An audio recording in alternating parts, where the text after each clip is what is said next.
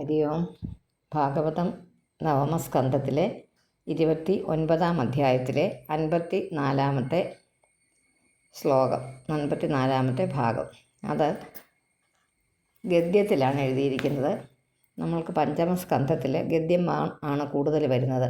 അതിനൊരു മുന്നോടിയായിട്ടായിരിക്കാം ഈ 4-ാം സ്കന്ധത്തിലെ അവസാന ഭാഗത്ത് ഗദ്യഭാഗം കുറച്ചൊന്ന് പറഞ്ഞു വച്ചിരിക്കുന്നത്. കാരണം അതിനോടൊരു ഇങ്ങനൊരു സംഭവം ഇനി പുറകെ വരാനുണ്ടെന്നുള്ള ഒരു മുന്നറിയിപ്പ് എന്നുള്ള ഭാവത്തിൽ അതൊന്ന് വായിക്കാൻ നന്നായിട്ട് പഠിക്കുക. ബാക്കി നമുക്ക് അർത്ഥവും പറയാം, വ്യാഖ്യാനം പറയാം. സുമന സമധർമ്മണാം സ്ത്രീണാം ശരണാശ്രമേ പുഷ്പ മധുഗന്ധവത് ക്ഷുദ്രതമം കാമ്യകർമ്മ വിപാകജം കാമസുഖലവം ജൈഹ്യൗപസ്ത്യാദി വിചിന്വന്തം മിഥുനീഭൂയ തദഭിനിവേശിത മനസം ഷഡാഘ്രിഗണ സാമഗീതവത് അതിമനോഹര വനിതാദിജനാലാപേഷു അതിതരാം അതിപ്രലോഭിത കർണമഗ്രേ വൃകയൂഥവത് ആത്മന ഹരതോഹോ രാത്രാന്താൻ ആയുർഹരത അഹോരാത്രാന്താൻ. അങ്ങനെ വായിച്ചാൽ മതി. അപ്പം നിർത്തിയിട്ട് കാല ലവ വിശേഷാൻ അവിഗണയ്യ ഗൃഹേഷു വിഹരന്തം പൃഷ്ഠത ഏവ പരോക്ഷമനുപ്രവൃത്തോ ലുബ്ധക കൃതാന്തോന്തശരേണ യമിഹ പരാവിദ്യതി തമിമം ആത്മാനം അഹോ രാജൻ ഭിന്നഹൃദയം ദ്രഷ്ടും അർഹസി ഇതി. ഒന്നിച്ച് വായിക്കാം, ഒന്നിച്ചല്ല പിരിച്ച് വായിച്ചു തരാം. സുമന സമധർമ്മണാം സ്ത്രീണാം ശരണാശ്രമി. അതിനകത്ത് പ്രത്യേകിച്ചൊന്നുമില്ല. പുഷ്പ മധുഗന്ധവത് ക്ഷുദ്രതമം കാമ്യ കർമ്മവിപാകജം കാമസുഖലവം ജൈഹ്യൗപസ്ത്യാദി. ജിഹ്വ ഉപസ്ഥ ആദി എന്നാണത്. ജൈഹ്യൗപസ്ത്യാദി വിജിന്വന്തം മിഥുനീഭൂയ തദഭിനിവേശിത മനസം ഷഡാഘ്രിഗണ സാമഗീതവത്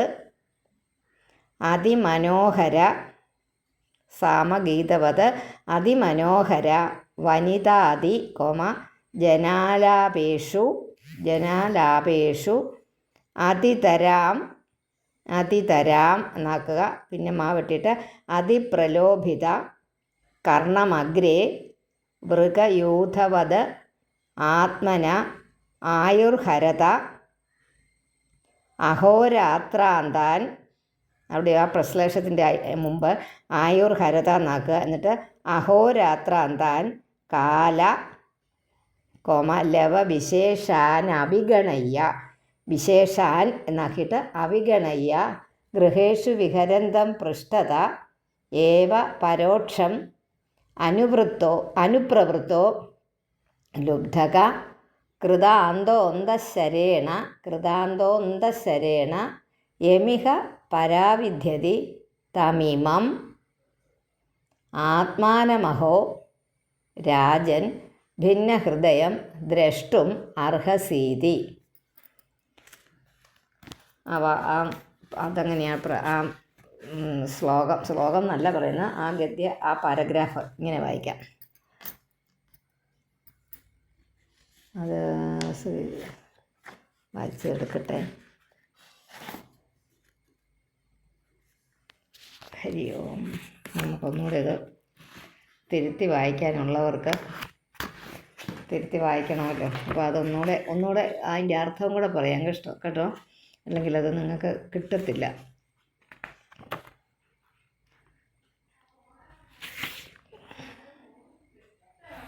ഹരി ഓം. പൂക്കളെ പോലെ അഴകുള്ള സ്ത്രീകളുടെ സുമന സമധർമ്മണാം സ്ത്രീണാം എന്ന സ്ത്രീകളുടെ സ്ഥാനമായ വസതിയിൽ പൂക്കൾ ഏറ്റവും സുന്ദരമാണ്.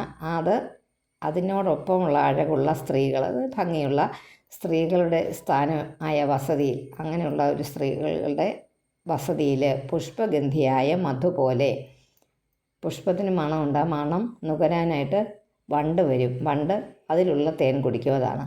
അതുപോലെ നിസ്സാരവും കാമ്യകർമ്മ ഫല സ്വരൂപവും നാവുകൊണ്ടും ഉപസ്ഥം കൊണ്ടും അനുഭവിക്കുന്ന സുഖലേശത്തെ സ്ത്രീയൊത്ത് അനുഭവിക്കുന്നതും. സ്ത്രീയൊത്ത് അനുഭവിക്കുന്ന സുഖങ്ങൾ, നല്ല ഭക്ഷണം കഴിക്കുക, അതാണ് നാവ് കൊണ്ട്. പിന്നെ ഉപസ്ഥം കൊണ്ടും ഇണ ചേരുന്നത് കൊണ്ടും അനുഭവിക്കുന്നതും, അതിൽ ഒരുപാട് അത്യാസക്തവും അതുപോലെ വണ്ടുകളുടെ പോലെ മോഹനമായ സ്ത്രീ ശിശു സല്ലാപം കേൾക്കാൻ, സ്ത്രീകളും കുഞ്ഞുങ്ങളും തമ്മിലുള്ള ആ സല്ലാപം, ആ ഭൃംഗഗാനം, ഭൃംഗം എന്ന് പറഞ്ഞാൽ വണ്ടുകളുടെ ഗാനം, ഒരു രസമുണ്ട് വണ്ടുകളുടെ ഗാനം, ഒന്ന് മൂളി മൂളി പോകുന്നേ, രസമുള്ളതും. അതുപോലെ മുൻഭാഗത്ത് തൻ്റെ ആയുർഹാരിയായ പകൽ, തൻ്റെ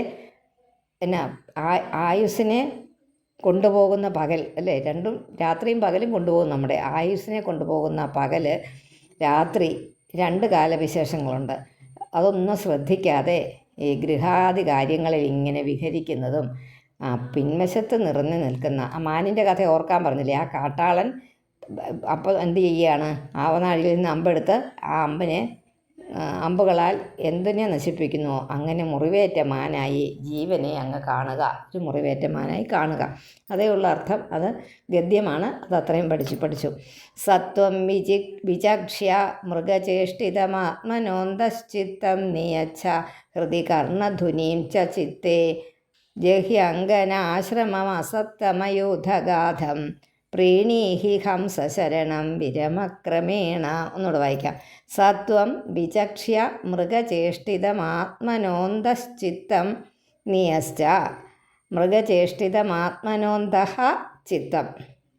അങ്ങനെ വായിച്ചാലും കുഴപ്പമില്ല. സത്വം വിചക്ഷ്യ മൃഗചേഷ്ടിതമാത്മനോന്തഃ ചിത്തം നിയച്ഛ ഹൃദി കർണധുനിം ന ചിത്തേ ജഹ്യങ്കനാശ്രമം അസത്തമയൂഥഗാധം പ്രീണീഹി ഹംസശരണം വിരമക്രമേണ. അങ്ങ് ആ മാനിൻ്റെ അവസ്ഥ തന്നെയാണ് തനിക്കുമെന്ന് മനസ്സിലാക്കുക. എന്നിട്ട് മനസ്സ് പുറമേക്ക് പോകാൻ അനുവദിക്കാതെ മനസ്സിങ്ങനെ ചുറ്റിത്തിരിഞ്ഞുകൊണ്ടിരിക്കുക. അപ്പോൾ ഇങ്ങനെ അതിനെ പോകാൻ വിടാതെ ആ അന്തർഭാഗത്ത് ഹൃദയ ഗുഹയിൽ തന്നെ, നമ്മുടെ ഹൃദയത്തിനകത്ത് തന്നെ വെച്ച് നിയന്ത്രിക്കുക. ചെവി തുടങ്ങിയ ഇന്ദ്രിയങ്ങളെയും, ചെവി തുടങ്ങിയെന്ന് പറഞ്ഞാൽ കണ്ണ്, മൂക്കൊക്കെ ഇതിനകത്ത് വിടും. ഹൃദയത്തിൽ ആ മനസ്സുകൊണ്ട് നിയന്ത്രിക്കുക. വിഷയസുഖത്തിൻ സക്തരായവരുടെ മാത്രം വാർത്തയുള്ള ഈ ഗൃഹാദികൾ വിട്ടുപോവുക. പക്ഷെ അതിനകത്ത് ഒരുപാട് പ്രാധാന്യം കൊടുക്കാതിരിക്കുക. ഒരു പ്രായമായി കഴിഞ്ഞാൽ മക്കൾ ഒക്കെ ആയി അവർ ഭരണമേറ്റ് കഴിയുമ്പോൾ പിന്നെ അവരുടെ ഇഷ്ടത്തിന് വിടുക. നമ്മുടെ ഇഷ്ടത്തിന് അവരെ കൊണ്ടുവരാൻ നോക്കാതെ അവരുടെ വഴിക്ക് നമ്മുടെ വഴിക്ക് പോകാൻ ശ്രമിക്കുക. സുഖാസക്തരുടെ മാത്രം വാർത്തയുള്ള ഗൃഹാദികൾ വിടുക. അവിടെ സുഖത്തിൻ്റെ മാത്രം ആസക്തി, അത് മാത്രമേ ഉള്ളൂ, അതിനെക്കുറിച്ചുള്ള പറച്ചിലേ ഉള്ളൂ. അങ്ങനെയുള്ളത് അവിടെ വിട്ടുപോവുക. മറ്റ് സർവത്തിൽ നിന്നും, എല്ലാ കർമ്മങ്ങളിൽ നിന്നും പതുക്കെ വിരമിക്കുക. അപ്പോൾ രാജാവ് ചോദിക്കുക, രാജോവാച ശ്രുതമന്വേക്ഷിതം ബ്രഹ്മൻ ഭഗവാൻ യഥാ ഭാഷത നൈതദ് ജാനന്ത്യുപാധ്യായ കിം ന ബ്രൂയിർ വിദുർ യതി.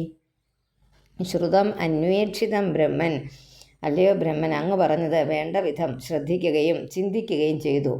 എൻ്റെ ആചാര്യന്മാർ അത് തീരെ അറിയുന്നില്ല. ഞാൻ ഈ കർമ്മങ്ങൾ ചെയ്യിപ്പിക്കുന്ന ആചാര്യന്മാരെ കൊണ്ട് അവർക്കത് ഒട്ടും അറിഞ്ഞുകൂടാ. അറിയുമായിരുന്നെങ്കിൽ അവരതെന്തുകൊണ്ട് എന്നോട് പറയുന്നില്ല? ഞാൻ കർമ്മം ചെയ്യിക്കുന്നതിൽ ഒരുപാട് പൗരാണികർ വന്ന് പങ്കെടുക്കുന്നുണ്ട്, ആചാര്യന്മാരുണ്ട്. അവരെന്തുകൊണ്ടത് എന്നോട് പറയുന്നില്ല? ഒന്നെങ്കിൽ അവർക്കറിയാൻ വയ്യാഞ്ഞിട്ടാണോ? സംശയോത്ര തു മേ വിപ്ര സംഛിന്നസ്തത് കൃതോ മഹാൻ ഋഷയോപി മുഹ്യന്തി യത്ര നേന്ദ്രിയവൃത്തേഹ ന ഇന്ദ്രിയവൃത്തേഹ നേന്ദ്രിയവൃത്തേഹ.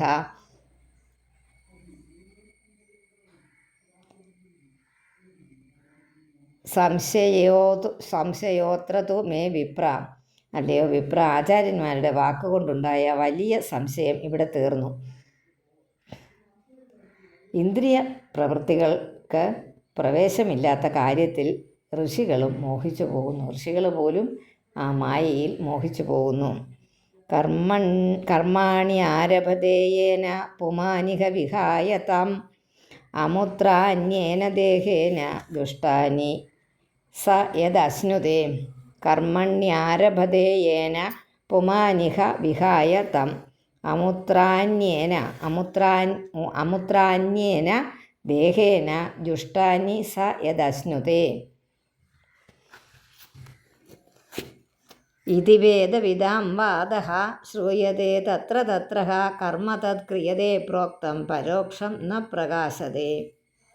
ഇതി വേദവിദാം വാദഃ ശ്രൂയതേ തത്ര തത്ര കർമ്മ തത് ക്രിയതേ പ്രോക്തം പരോക്ഷം ന പ്രകാശതേ. ഈ ജീവൻ ഏതൊരു ദേഹം കൊണ്ട് കർമ്മം ചെയ്യുന്നുവോ ആ ദേഹം ഇവിടെ തന്നെ വിട്ടിട്ട് വേറെ ലോകത്തിലേക്ക് കർമ്മങ്ങളാലുണ്ടാകുന്ന മറ്റൊരു ദേഹം കൊണ്ട് ആണ് ഫലം അനുഭവിക്കേണ്ടത് എന്ന് വേദജ്ഞർ പറയാറുണ്ട്. ഇപ്പം നമ്മളിപ്പോൾ കർമ്മം ചെയ്യുന്നുണ്ടല്ലോ, ആ കർമ്മം ഏത് ദേഹം കൊണ്ടാണോ ചെയ്യുന്നത് ആ ദേഹം ഇവിടെ വിട്ടിട്ട് പോകുന്നു. എന്നിട്ട് ഫലം അനുഭവിക്കുന്നതോ വേറെ ശരീരത്തിൽ പ്രവേശിച്ചതിന് ശേഷമാണ് അതിൻ്റെ ഫലം നമ്മൾ അനുഭവിക്കുന്നത്. അങ്ങനെ പറയാറുണ്ട്. വേദോക്തമായി ചെയ്യപ്പെടുന്ന കർമ്മം യാതൊന്നോ അത് ക്ഷണികമായതിനാൽ പിന്നെ പ്രകാശിക്കുന്നില്ല. അത് പണ്ട് ചെയ്തതുകൊണ്ട് പിന്നീട് വരുന്ന ജന്മത്തിൽ അത് പ്രകാശിക്കുന്നില്ല. ആ ചെയ്ത കർമ്മത്തിൻ്റെ ഫലമൊന്നും നമുക്ക് പിന്നീട് കിട്ടുകയില്ല എന്നാണ് പറയുന്നത്. ഹരി ഓം. നാരദോ വാച യേനൈവ ആരഭതേ കർമ്മ തേനൈവ ആമുത്ര തത്പുമാൻ ഭുങ്ക്തേ ഹ്യവ്യവധാനേന ലിംഗേന മനസാ സ്വയം. ജീവൻ ഇടവിടാതെ മുക്തി എത്തുന്നത് വരെ നിലനിൽക്കുന്ന പ്രധാനമായി മനസ്സിനെ പ്രാധാന്യം കൊടുക്കുന്ന യാതൊരു ദേഹം കൊണ്ടാണോ കർമ്മം ചെയ്യുന്നത് ആ ദേഹം കൊണ്ട് തന്നെയാണ് മറ്റ് ലോകങ്ങളിൽ ഭോഗം അനുഭവിക്കുന്നതും. ഈ ജീവൻ ഇങ്ങനെ ഇവിടെ മുക്തിപര്യന്തം നിലനിൽക്കുന്ന മനഃപ്രധാനമായ യാതൊരു ദേഹം കൊണ്ടാണോ കർമ്മം ചെയ്യുന്നത് ആ ദേഹം കൊണ്ട് തന്നെയാണ് മറ്റ് ലോകങ്ങളിൽ ഭോഗം അനുഭവിക്കുന്നത് ജീവൻ. അവിടെയാണ് ഇതുപോലത്തെ സംശയങ്ങളൊക്കെ ഉണ്ടാകും ഒരുപാട്. അതിന് ഉത്തരമായിട്ട് മുമ്പേ ചോദിച്ചതിന് ഉത്തരമായിട്ട് പറയപ്പെടുന്നത് കർമ്മം യാതൊന്നും അത് ക്ഷണീയമായതിനാൽ പിന്നെ പ്രകാശിക്കുന്നില്ല എന്ന് അത് പറഞ്ഞല്ലോ. രാജാവ് പറഞ്ഞപ്പോൾ നാരദര് പറയുകയാണ് അങ്ങനെയാണ് ഇത് കാര്യം ഇതുപോലെയാണെന്ന്. ജീവൻ ഇവിടെ മുക്തി കിട്ടുന്നിടം വരെ നിലനിൽക്കുന്ന പ്രധാനമായ യാതൊരു ദേഹം കൊണ്ടാണോ കർമ്മം ചെയ്യുന്നത്, മുക്തി കിട്ടുന്നിടം വരെ യാതൊരു ദേഹം കൊണ്ടാണോ കർമ്മം ചെയ്യുന്നത് ആ ദേഹം കൊണ്ട് തന്നെയാണ് മറ്റ് ലോകങ്ങളിൽ ഭോഗം അനുഭവിക്കുന്നു. മറ്റ് ലോകങ്ങളിൽ നമ്മൾ പോകുന്നുണ്ടെന്ന് പറയുന്നുണ്ട്. ഇതിൻ്റെ ഈ മരണാനന്തരം അവിടെ ഭോഗം അനുഭവിക്കുന്ന ആ ദേഹം കൊണ്ടാണെന്ന്. ആ ജീവൻ കൊണ്ടാണ് മറ്റ് ലോകങ്ങളിൽ ഭോഗം അനുഭവിക്കുന്ന ആ ദേഹം കൊണ്ടാണ്. ശയാനം ഇമമുത്സൃജ്യ ശ്വസന്തം പുരുഷോ യഥാ കർമാത്മന്യാഹിതം ഭുങ്ക്തേ താദൃശേ നേതരേണ വാ. ഇതൊക്കെ കണ്ടുകെട്ടി വേദാന്തങ്ങളാണ്. ശയാനം ഇമമുത്സൃജ്യ, കാരണം ഈ പ്രാചീന ബർഹിസ് ഒരുപാട് കർമ്മം ചെയ്തു, അതുകൊണ്ട് പ്രയോജനമില്ലെന്ന് സമർത്ഥിക്കാനാണ് നാരദർ ശ്രമിക്കുന്നത്. ശയാനം ഇമമുത്സൃജ്യ ശ്വസന്തം പുരുഷോ യഥാ കർമാത്മന്യാഹിതം ഭുങ്ക്തേ താദൃശേ നേതരേണ വാ. ഈ സ്വപ്നത്തിൽ ശയാനം ഇമമുത്സൃജ്യ ശ്വസന്തം പുരുഷോ യഥാ, സ്വപ്നത്തിൽ നമ്മൾ ശ്വാസം ചെയ്യുന്നുണ്ട്. അത് ശയിക്കുന്ന ഈ സ്ഥൂലദേഹത്തെ ഇവിടെ വിട്ട്, സ്വപ്നവും മരണവുമായിട്ട് ആ ഒരു വ്യത്യാസമേ ഉള്ളൂ. എന്താ, സ്വപ്നത്തിൽ നമ്മൾ ശ്വസിക്കുന്നുണ്ട്, സ്വപ്നവും കാണുന്നുണ്ട്. ഉറക്കത്തിൽ നമ്മൾ ശ്വസിക്കുന്നുണ്ട്, സ്വപ്നവും കാണുന്നുണ്ട്. നമ്മൾ പ്രത്യേകിച്ച് നമ്മളായിട്ട് അറിഞ്ഞുകൊണ്ടൊന്നും ചെയ്യുന്നതല്ല, ശ്വാസോച്ഛ്വാസം അറിയാതെ വരുന്നതാണ്. അത് ഒരു അതായിട്ട് നടക്കുന്ന വേറെ എല്ലാ ഇന്ദ്രിയങ്ങളും നിശ്ചലമായിരിക്കും ഉറക്കത്തിൻ്റെ സമയത്തല്ലേ. കൈയും കാലും എല്ലാം അനങ്ങാതെ കണ്ണും മൂക്കും ഒന്നും നമ്മൾ വെളിയിൽ വലിയ വലിയ ശബ്ദങ്ങൾ കേട്ടാലും മഴ പെയ്താലും അറിഞ്ഞില്ല എന്ന് പറയാം. അത്രയും നമ്മുടെ എല്ലാ ഇന്ദ്രിയങ്ങളും അടങ്ങിയാണ്, മനസ്സും അടങ്ങിയാണ് നമ്മൾ കിടക്കുന്നത്. പക്ഷേ നമ്മുടെ ശ്വാസോച്ഛ്വാസം നടക്കുന്നുണ്ട്. അപ്പോൾ അതിങ്ങനെ ശയിക്കുന്ന ഈ സ്ഥൂലദേഹത്തെ ഇവിടെ വിട്ട്, അത് ഏതുകൊണ്ടാണ് നമ്മൾ ശ്വസിക്കുന്നത്? അത് ഈ സ്ഥൂലദേഹം കൊണ്ട്. സൂക്ഷ്മദേഹവും സ്ഥൂലദേഹവും ഒക്കെ ഉണ്ട്, അതൊക്കെ വലിയ വലിയ കാര്യങ്ങളാണ്. അപ്പോൾ ഈ സ്ഥൂലദേഹത്തെ ഇവിടെ വിട്ട് അതിന് തുല്യമോ അല്ലെങ്കിൽ അതല്ലാതെയോ ഉള്ള ഒരു സ്വപ്നദേഹം കൊണ്ട് മനസ്സിൽ സംസ്കാര രൂപേണയുള്ള കർമ്മത്തിൻ്റെ ഫലം എങ്ങനെ അനുഭവിക്കുന്നു? നമ്മൾ അത് ശരീരത്തിൻ്റെ ഭാഗമായിട്ടാണ് ശ്വസിക്കുന്നത്. പക്ഷേ ഉള്ള മറ്റൊരു സ്വപ്നദേഹം കൊണ്ട് അതിന് തുല്യമോ, നമ്മളീ പറഞ്ഞ ദേഹത്തിന് തുല്യമോ അല്ലെങ്കിൽ അതുപോലെ ഉള്ളതോ ആയിട്ടുള്ള ഒരു സ്വപ്നദേഹം കൊണ്ടാണ് മനസ്സിൽ സംസ്കാര രൂപേണയുള്ള കർമ്മത്തിൻ്റെ ഫലം എങ്ങനെ അനുഭവിക്കുന്നു. അങ്ങനെ ഈ ലോകം കൊണ്ട് വിട്ടു പോയാലും ദേഹം കൊണ്ട് നമ്മൾ അനുഭവിക്കുന്നു എന്നാണ് ഇപ്പോൾ പറഞ്ഞത്. അപ്പോൾ ഈ സ്വപ്നത്തിൽ നമ്മൾ എന്തൊക്കെയുമൊക്കെ കാണുന്നു കേൾക്കുന്നുമുണ്ടോ, അതുപോലെ നമ്മൾ മരണാനന്തരവും നമ്മുടെ ശരീരം അനുഭവിക്കുന്നു എന്നാണ് ഇവിടെ പറഞ്ഞു വച്ചിരിക്കുന്നത്. ഇതൊന്നും പ്രൂവണല്ല, അതുകൊണ്ട് തന്നെ അതിനെക്കുറിച്ച് ആധികാരികമായിട്ട് പറയാൻ നമ്മൾ ആളുമല്ല. പറയുന്നത് കേൾക്കുക. അത് പല ഗ്രന്ഥങ്ങളിൽ പല രീതിയിൽ പറയുന്നുണ്ട്. മമ ഇതേ മനസാ യദ്യത് അസാവഹം ഇതി ബ്രുവൻ ഗൃഹീയാത് തത് പുമാൻ രാദ്ധം കർമ്മയേന പുനർഭവ. മമ ഇതേ മനസാ യദ്യത് അസാവഹം ഇതി ബ്രുവൻ ഗൃഹീയാത് തത് പുമാൻ രാദ്ധം കർമ്മയേന പുനർഭവ. ഇത് ഞാൻ, ഇവർ എൻ്റെ, ഇങ്ങനെ ഏതേതിനെ ഞാൻ അഹങ്കാര വിഷയമായി സ്വീകരിക്കുക. അഹങ്കാരം എന്ന് പറഞ്ഞാൽ നമ്മൾ ഗർവ് എന്നുള്ള അർത്ഥത്തിലുള്ള അഹങ്കാരമല്ല, ഞാനും എൻ്റേതും എന്നുള്ള ഒരു വിചാരം. ഈ ശരീരാദികളിൽ നിന്ന് സിദ്ധിക്കുന്ന കർമ്മത്തെ തന്നെയാണ് ആ മനുഷ്യൻ ചെയ്യുന്നത്. ആ കർമ്മത്തിൽ ജന്മാദികൾ വരുന്നു. ഈ കർമ്മം കൊണ്ടാണ് വീണ്ടും വീണ്ടും ജന്മങ്ങൾ വരുന്നത്. യഥാനുമീയതേ ചിത്തം ഇന്ദ്രിയേ ഹിതൈഃ ഏവം പ്രാഗ് ദേഹജം കർമ്മ ലക്ഷ്യത്തെ ചിത്തവൃത്തിഭിഃ. യഥാനുമീയതേ ചിത്തം ഉഭയൈരിന്ദ്രിയേ ഹിതൈഃ ഏവം പ്രാഗ് ദേഹജം കർമ്മ ലക്ഷ്യത്തെ ചിത്തവൃത്തിഭിഃ.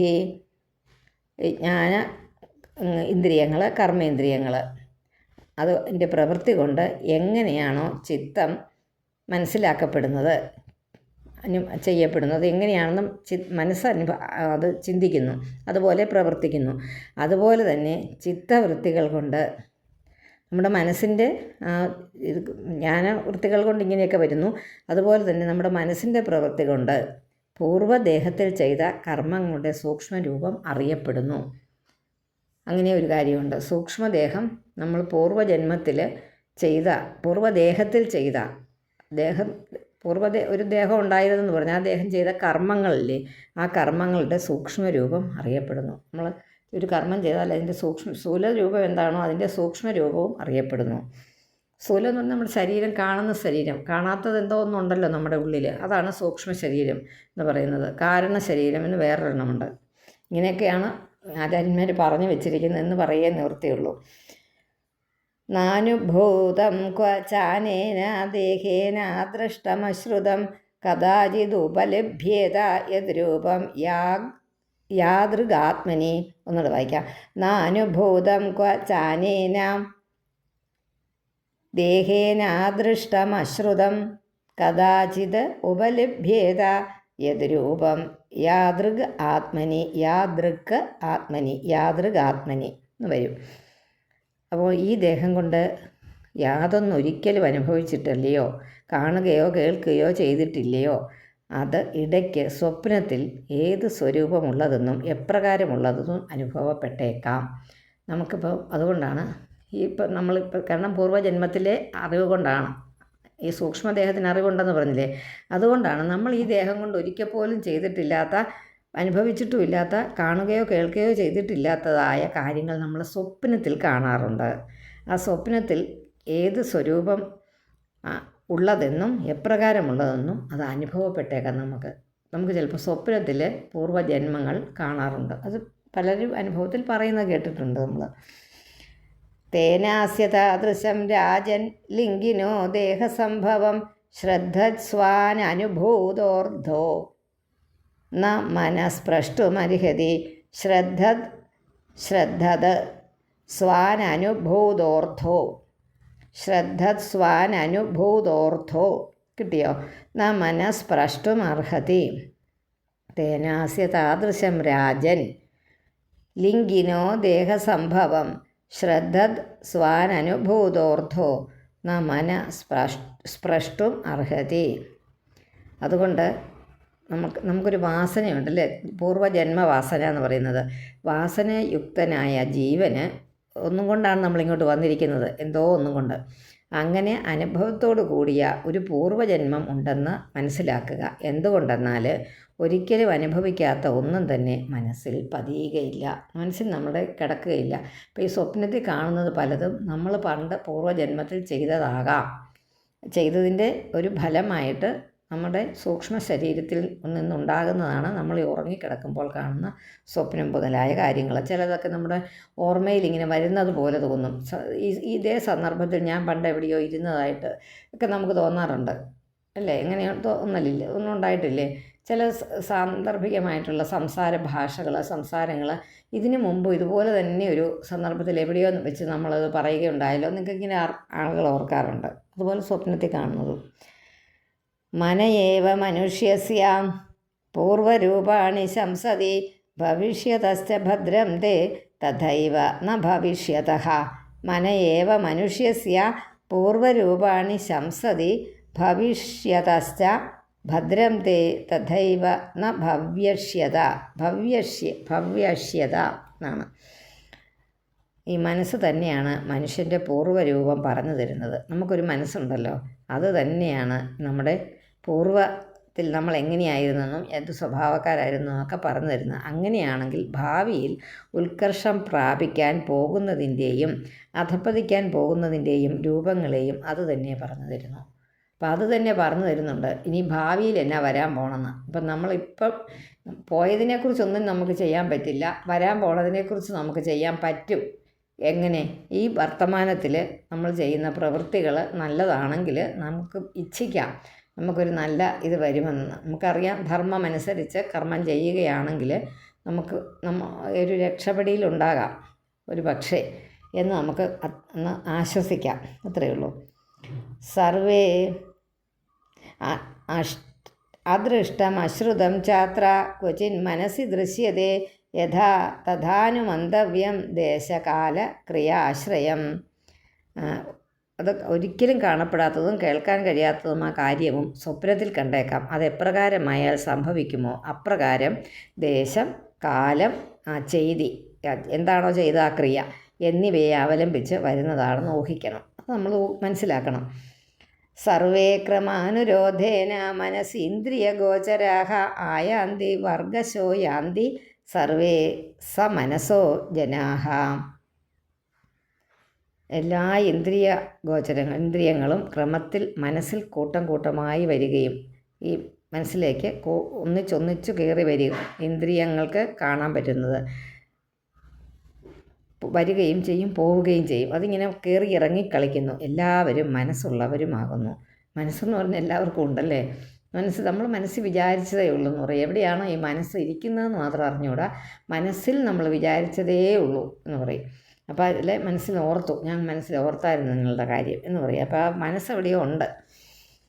നാഹം മമേതി ഭാവോയം പുരുഷ വ്യവധീയതേ യാവത് ബുദ്ധിമനോക്ഷാർദ്ധ ഗുണവ്യൂഹോ ഹ്യനാദിമാൻ.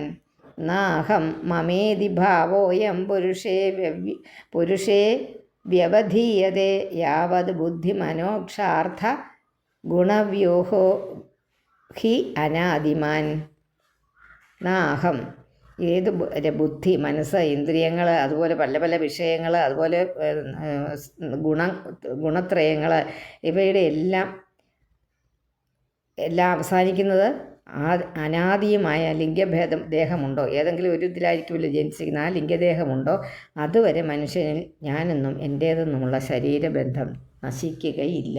അതെങ്ങനെ നശിക്കാൻ? എൻ്റെ ശരീരം എന്നല്ലേ പറയാൻ പറ്റുമോ? അത് നശിക്കാൻ പോകുന്നില്ല. പക്ഷെ അതിനെ ബുദ്ധി കൊണ്ട് നമുക്കതൊരു പരിധി വരെ അതിനെ നിയന്ത്രിക്കാൻ പറ്റും. സുപ്തി മൂർച്ഛോപതാപേഷു പ്രാണായന വിഘാതതഃ നേഹദേഹം ഇതി ജ്ഞാനം മൃത്യുപ്രജ്വാരയോരപി. വാക്കുകളൊക്കെ കിട്ടിയോ? സുപ്തി മൂർച്ഛോപതാപേഷു പ്രാണായാനവിഘാതത നേഹദേഹം ഇതി ജ്ഞാനം മൃത്യു പ്രജ്വാരയോരപി സുപ്തി മൂർച്ഛോപതാപേഷു, അതായത് നമ്മുടെ ഗാഠമായ നിദ്ര, അതുപോലെ ബോധം നശിച്ച് കിടക്കുന്ന അവസ്ഥ, അതുപോലെ ഇഷ്ടമുള്ള എന്തിൻ്റെയെങ്കിലും വിയോഗ ദുഃഖം, മരണം, അതുപോലെ സുഖമില്ലായ്ക എന്നീ ഘട്ടങ്ങളിൽ ഇന്ദ്രിയങ്ങളുടെ ആസക്തിയാൽ ഞാനെന്നും എൻ്റേതെന്നും ഉള്ള അഹങ്കാരം വ്യക്തമായിട്ടുണ്ടാകുന്നില്ല. ഈ സമയങ്ങളിലൊന്നും നമുക്ക് ഞാനെന്നും എൻ്റേതൊന്നും വരുന്നില്ല. എവിടെയാ? നന്നായിട്ട് ഉറങ്ങുമ്പോൾ വരുന്നില്ല. നമ്മൾ മോഹാലസ്യപ്പെട്ട് കിടക്കും എന്ന് വെച്ചാൽ ബോധമില്ലാതെ കിടക്കുമ്പോൾ നമ്മൾ സർജറിയൊക്കെ ചെയ്യാനായിട്ട് കിടക്കുന്ന ബോധമില്ലാതെ കിടക്കുന്ന അവസ്ഥയിൽ നമ്മൾ ഞാനെന്നോ എൻ്റേതെന്നോ മനസ്സോ വല്ലതും അവിടെ ഉണ്ടോ? ഇല്ല. അതുപോലെ നമ്മൾക്ക് വളരെ പ്രിയപ്പെട്ടതായിട്ടുള്ള എന്തിൻ്റെയെങ്കിലും നാശം, അല്ലെ അതിൻ്റെ മരണം, അതുപോലെ വളരെ ദീനമായി കിടക്കുന്ന അസുഖം പിടിച്ച് കിടക്കുന്ന ഘട്ടം, അതൊക്കെ നന്നായിട്ട് നമുക്ക് മനസ്സിലാക്കാം കേട്ടോ. അതൊക്കെ ഒരു ബുദ്ധിമുട്ടും ഇല്ലാത്ത കാര്യമാണ് മനസ്സിലാക്കാൻ. ആ ഘട്ടങ്ങളിൽ ഈ ഇന്ദ്രിയങ്ങളൊക്കെ അശക്തരാണ്. നമുക്കൊന്നും കാണുകയും വേണ്ട, കേൾക്കുകയും വേണ്ട, പോവുകയും വേണ്ട. നിസ്സാരം ഒരു അസുഖത്തിൻ്റെ കാര്യത്തിന് എടുത്താൽ മതി, വേറെ ഒന്നും നിങ്ങൾ ഉദാഹരണം എടുക്കണ്ട. വളരെ അധികം അസുഖമായിട്ട് നമ്മൾ കിടക്കുന്ന അവസ്ഥ എല്ലാവർക്കും ഒരിക്കലെങ്കിലും ഉണ്ടായിട്ടുണ്ടാവും. ആ സമയത്ത് നമ്മൾ എന്തെങ്കിലും കാര്യത്തെക്കുറിച്ച് ചിന്തിക്കുന്നുണ്ടോ? ഒന്നിനെക്കുറിച്ചും ചിന്തിക്കുന്നില്ല. നമ്മുടെ ബാഹ്യമായ വീട്ടിലെ കാര്യങ്ങളോ നമ്മുടെ സ്വന്തം കാര്യങ്ങളോ ഒന്നും നമ്മൾ ഓർക്കുന്നില്ല, വിചാരിക്കുന്നില്ല. ഈ അസുഖം ഒന്ന് മാറിയാൽ മതി, എങ്ങനെ ഞാൻ എഴുന്നേക്കുമോ എന്ന് പോലും സംശയമായിട്ടിരിക്കുന്ന ആ അവസ്ഥയിൽ നമ്മൾ വേറെ ഒന്നിനെക്കുറിച്ചും ചിന്തിക്കുന്നില്ല. എത്ര പറഞ്ഞത്. അർദ്ധേഹ്യവിദ്യമാനേപി സംസൃതിർന നിവർത്തതേ ധ്യായതോ വിഷയാനസ്യ സ്വപ്നേനർത്ഥാഗമോ യഥാ. ഒന്നുകൂടി ഉണ്ട്, ലൈനും ഇടയ്ക്കിടണം. ഗർഭേ ബാല്യേപ്യപൗഷ്കല്യാത് ഏകാദശവിധം തഥാ ലിംഗം ന ദൃശ്യതേ യൂന കുഹ്വാം ചന്ദ്രമസോ യഥ. ഒന്നുകൂടെ വായിക്കാമേ. ഗർഭേ ബാല്യേപി അപൗഷ്കല്യാത് ഏകാദശവിധം തഥാ ലിംഗം ന ദൃശ്യതേ യൂനഃ കുഹ്വാം ചന്ദ്രമസോ യഥ. കിട്ടിയോ വാക്കുകൾ? ആദ്യത്തെ ലൈനിലേ ഉള്ളേ. ഗർഭേ ബാല്യേപി അപൗഷ്കല്യാത് ഏകാദശവിധം തഥാ.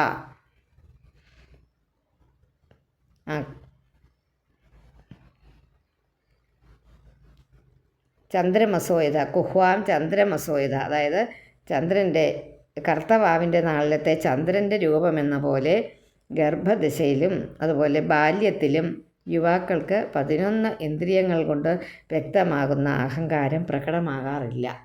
ആൾക്കാർക്ക് ആ സമയത്ത് കർത്തവാവിനാൽ ചന്ദ്രൻ്റെ രൂപം പോലെ, ചന്ദ്രൻ രൂപമില്ലല്ലോ ഒന്ന് കർത്തവാവിനാൽ, അതുപോലെയാണ് ഗർഭദശയിൽ. കാര്യം നമ്മൾ ഓർക്കുന്നുണ്ടോ? ഇല്ല. തീരെ ബാല്യത്തിലെ കാര്യം നമ്മൾ ഓർക്കുന്നുണ്ടോ? ഇല്ല. യുവാക്കൾക്ക് ഈ 11 ഇന്ദ്രിയങ്ങൾ കൊണ്ട് വ്യക്തമാകുന്ന ഒന്നും ഉള്ള ഞാൻ എന്ന ഭാവം അവർക്കുണ്ടാകുന്നില്ല. അർദ്ധേപ്യവിദ്യമാനേപി സംസൃതിർന നിവർത്തതേ ധ്യായതോ വിഷയാനസ്യ സ്വപ്നേനർത്ഥാഗമോ യഥാ. ആ വിഷയങ്ങളെ തന്നെ ധ്യാനിച്ചു കൊണ്ടിരിക്കുന്ന മനുഷ്യന് സ്വപ്നത്തിൽ പൂർവ്വ സംസ്കാരത്താൽ, അതായത് പൂർവ്വജന്മ സംസ്കാരത്താൽ അനർത്ഥം എന്ന പോലെ ശരീരാദികളിൽ മിഥ്യാബോധങ്ങളാണെങ്കിലും, ഇതെല്ലാം മിഥ്യയാണെന്നറിയാമെങ്കിലും, ഇതെല്ലാം മായയാണെന്നറിയാമെങ്കിലും പൂർവ്വ സംസ്കാരത്താൽ ഈ സംസാര ക്ലേശം, ഈ ജീവിതമാകുന്ന ക്ലേശം വിട്ടുമാറുന്നില്ല. കാരണം സഞ്ചിത കർമ്മങ്ങളും കൊണ്ടാണ് നമ്മളിവിടെ വന്നിരിക്കുന്നത്, പാപവും പുണ്യം കൊണ്ടാണ് നമ്മൾ വന്നിരിക്കുന്നത്. അത് ആ ശരീരം അതുകൊണ്ടാണ് ഒരു ശരീരം എടുത്തത്. അല്ലെങ്കിൽ നമുക്ക് ശരീരം ഉണ്ടാകുകയില്ല, നമ്മൾ ജനിക്കുകയില്ലെന്ന് പറഞ്ഞാൽ മുക്തി പ്രാപിച്ചതിന് നമ്മൾ ജനിച്ചിട്ടുണ്ടല്ലോ. അപ്പോൾ അത് ഏത് രീതിയിലാണ് നമ്മുടെ ജനനം, ഏത് അവസ്ഥയിലാണ് നമ്മുടെ ജീവിതം എന്നുള്ളത് വെച്ച് നമുക്ക് പൂർവ്വജന്മത്തിൽ ഉള്ള കാര്യങ്ങൾ കൊണ്ടാണ് നമ്മൾ ഈ ജന്മത്തിൽ അനുഭവിക്കുന്നത്. അപ്പോൾ ഈ ജന്മത്തിൽ നല്ലത് ആയിട്ട് മാത്രമുള്ള ചെയ്യുകയാണെങ്കിൽ ഈ ജന്മങ്ങൾ ഉണ്ടാവുകയില്ല എന്നാണ് ഈ ആചാര്യന്മാർ എപ്പോഴും പറയുന്നത് കേട്ടോ. അതിനോട്ടാണ് ഇവരെപ്പോഴും പോയിക്കൊണ്ടിരിക്കുന്നത്. 75 വരെ വായിച്ച് നിർത്താമേ. അനേന പുരുഷോ നോക്കട്ടെ. അനേന പുരുഷോ ഏവം പഞ്ചവിധം ലിംഗം, അത് വായിച്ചില്ല. ഏവം പഞ്ചവിധം ലിംഗം ത്രിവൃത് ഷോഡശ വിസ്തൃതം ഏഷ ചേതനയാ യുക്തോ ജീവ ഇത്യഭിധീയതേ. ഏവം പഞ്ചവിധം ലിംഗം ത്രിവൃത് ഷോഡശവിസ്തൃതം ഏഷ ചേതനയാ യുക്തോ ജീവ ഇത്യഭിധീയതേ. ഇങ്ങനെ 5 വിധവും ത്രിഗുണങ്ങളുടെ ഓരോ വികാരവുമായ ഈ ദേഹം, 11 ഇന്ദ്രിയങ്ങൾ. എങ്ങനെയാണ് 11 വന്നേ? 5 ജ്ഞാനേന്ദ്രിയം, 5 കർമ്മേന്ദ്രിയം, മനസ്സ്. ഇതാണ് 5 തന്മാത്രകൾ എന്നിങ്ങനെ 16 വികാരങ്ങളായി പരന്നിരിക്കുന്നു. ചൈതന്യ ആഭാസത്തോടു കൂടിയ ഇത് തന്നെയാണ് ജീവൻ എന്ന് പറയുന്നത്. ഈ ചൈതന്യത്തെയാണ്, ഇതിനെല്ലാം കൂടെ കൂടി ഉണ്ടാകുന്ന ചൈതന്യമാണ് ജീവൻ എന്ന് പറയുന്നത്. ഹരി ഓം.